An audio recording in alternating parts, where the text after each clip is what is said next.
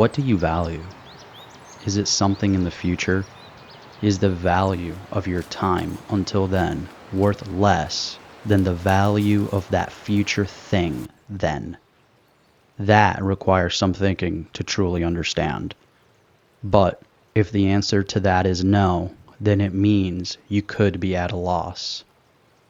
Is the worth of something the same as its usefulness? Ask yourself this: is it important only because others want it?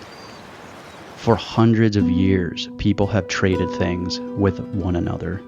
People have lived and died chasing things with value, things without value, and things with questionable value.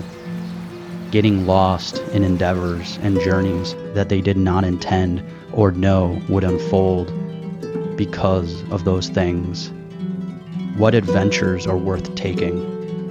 What adventures are worthless? Are all things valuable because they can be traded? Are tradable things then assumed to be the only things valuable? Have you ever stopped to think about what there is to actually value?